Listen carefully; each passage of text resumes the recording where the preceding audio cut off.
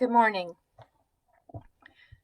I would imagine that, like me, some of you might be scared and concerned today.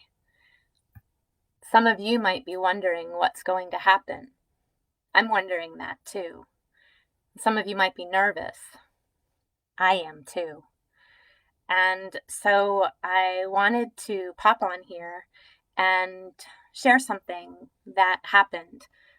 Every moment that you are about to hear, every encounter was true and really did happen. And my heart just said to share it with you. I don't know who's going to hear this today, and that's okay. My heart called me to share, and so here I am. So, first, taking in a deep breath and releasing it, because I don't know about you, but my breathing has gotten a little more shallow. And I don't know about you, I didn't sleep much last night, and I expect tonight might be the same. And that's okay, because it's kind of scary right now. And I still wanted to share what I experienced because maybe it'll bring just the tiniest shred of light or hope to you at this time. So here we go. It's election day, 2016. And I've just cast my vote at the polling station in Allentown, Pennsylvania. And after I cast my ballot, I decided to stay. And I reached into my pink bag and I pulled out a sign. Now, it might not seem odd to have a sign at a polling station. Many people do. But maybe the words on my sign were just a little bit different than what you usually see at a polling station. They were just two words: free hugs. And I took that sign and I stood in the parking lot of the polling place. And I simply held the sign above my head and I smiled and I waited. It never takes long. It was maybe 5 or 10 minutes, and a young woman with her 3 children, all girls, sees my sign, and with a huge smile on my face, she approaches me and she says, "We're going to make history today. I wanted my 3 girls to witness it. I'd love a hug with you." And so she and I embrace, and her oldest child, with long braided pigtails, looks up at her mom and says, "Mom, can we take our picture with her?" And the mom says, "Sure, honey, sure." And so they get out their cell phone and mom takes the picture. And the girls are saying, "Mom, make sure the free hug sign's in the picture. You got to make sure you got that." "Of course, honey, of course." And then they make their way across the parking lot to enter the firehouse where mom will cast her vote. And all 3 girls turn around and give me a big thumbs up sign. And then there's another person who stops. A gentleman. He's wearing a leather coat and he's got pressed jeans and dress shoes. And as he's walking by, he mutters under his breath, but it's loud enough that I can hear, and he says, "Silly hippie." And I kind of laugh and I respond. I say, "Yeah, that's pretty accurate. You got it spot on."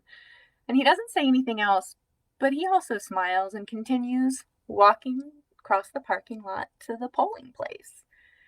And then a few minutes later, he emerges and he walks back over past me, doesn't say anything, and I can hear him. He's talking loudly with a group of young guys, and they're all talking about how they're excited about making history, and they're very obviously Trump supporters, and they're very loud and very excited about things.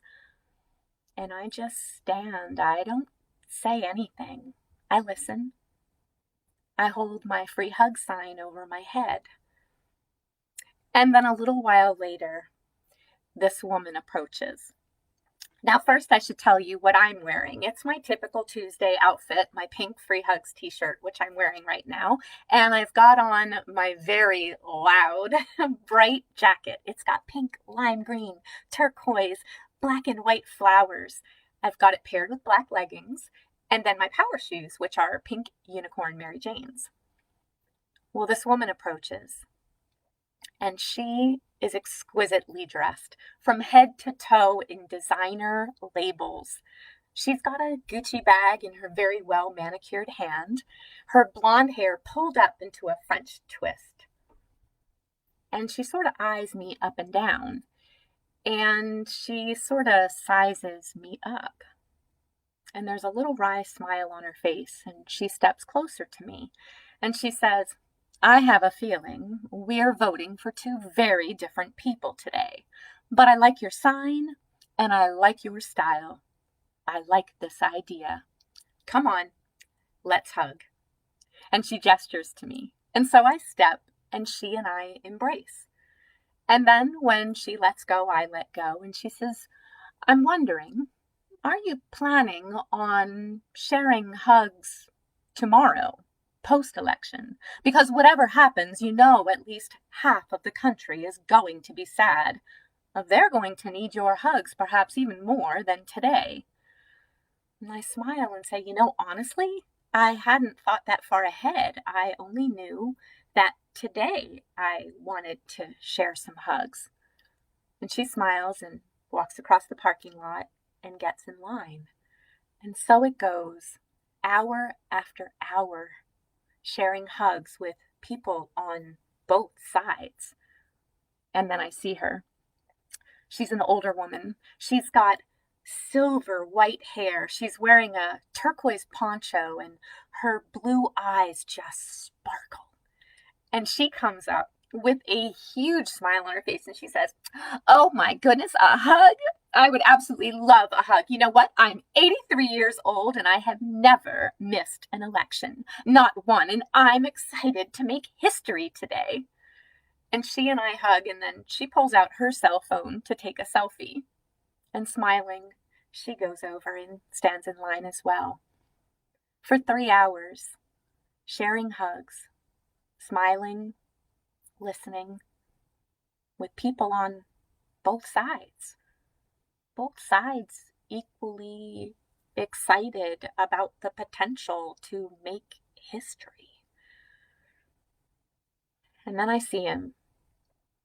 And I'll admit, I'm a little bit frightened. He's dressed in fatigues. He's got a black hoodie with the hood pulled way down low over his forehead. He's wearing black combat boots. He is scowling, and I can feel the anger coming off of him. He doesn't make any eye contact, and I can't say I blame him. It's hard to make eye contact when tensions are running high. But then for whatever reason, he looks up and he sees the 2 words on my sign, free hugs. And without a word, he steps towards me and he opens his arms. And so I open my arms wider, and he steps closer and I step closer, and wordlessly we embrace. We embrace for a long time. And his body language completely changes. He goes from tense and rigid to relaxed and soft. And as we stand there hugging, our breathing, it sinks together, rhythmic and calm. We hug until he's ready to let go. And when he lets go, I let go. And then he speaks. Thank you. I really needed that today. And I smile and I say, I did too. Thank you. And then he makes his way across the parking lot, goes into the fire hall, and casts his vote. And a little while later, he emerges. He walks back toward me with a very small smile on his face. And then he says, "Excuse me, would it be okay if we exchanged another hug? You know, one for the road?" I say, sure, that would be fine.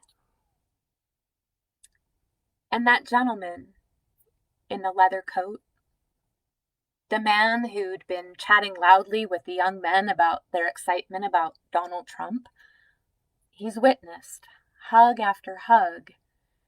And then he walks back over to me and he says, "You know, what you're doing might be silly, but it's also really nice. And you made me think of my son. My son's autistic. He's rarely verbal, but that kid loves hugs." And then I say, "I've got an idea, and it might sound really silly to you, but what if you and I share a free hug, and then you take that hug home with you, and you share it with your son? What do you think?" And he says, "I think that's a great idea." And the two of us hug. And when we break the embrace, he says, "You're still a hippie, but that hug was great." And he walks back over to the young men. Now, the young men, they're laughing. And I don't know, maybe they're laughing at me. But it's not relevant in that moment. I just stand and I smile and I listen and I wait. In that 3 hours of sharing hugs with people across socioeconomic lines, across political lines, across age and genders, across cultures, that's what mattered. That's what was relevant. And I'm thinking about today, 2020, how tensions are so high. And so many of us are so scared. And I'm wondering, what if? What if we opened our arms, even metaphorically? And what if we allowed ourselves to connect heart to heart? What if we